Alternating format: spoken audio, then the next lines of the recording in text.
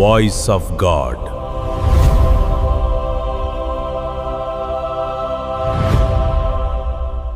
దేవుని గురించి రోషపడాలి, సేవకుని గురించి రోషపడాలి, సంఘం గురించి రోషపడాలి, తోటి సహోదరుని గురించి ఏం రోషపడతాడు అని అంటే, ఎవరు ఇశ్రాయేలుక సైన్యములకు అధిపతి యెహోవాను, ఇశ్రాయేలు జీవం కలిగిన దేవుడు, జీవము గల దేవుని సైన్యములను తిరస్కరించుటకు సున్నతి లేని ఫిలిస్తీయుడు ఎవడు? ఈ సున్నతి లేని ఫిలిస్తీయుడు ఎవరు అని రోషపడుతున్నాడు. ఆ రోషం వాళ్ళకి ఎందుకు లేదు?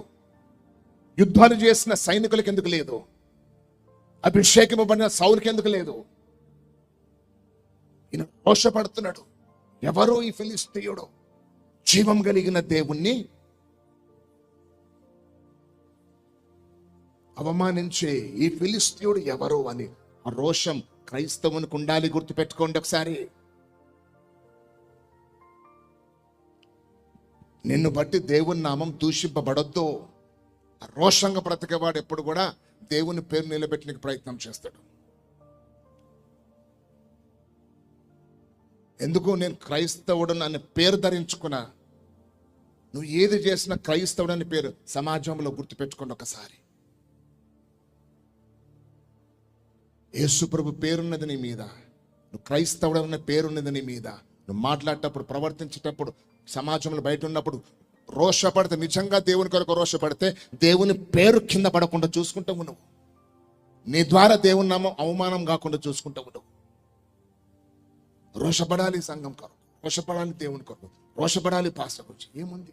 సంఘం గురించే వేరేగా చెప్పడం, పాస్టర్ గురించే వేరేగా చెప్పడం. ఇంకెక్కడుంది రోషము నీకు?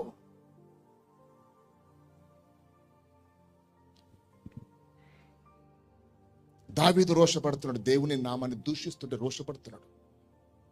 దేవుని ఆత్మచేత నింపబడిన వారికి ఇలా ఉంటుంది, గుర్తుపెట్టుకోండి. దేవుని ఆత్మచేత నింపబడిన వారు తట్టుకోలేరు. Don't be a normal Christian.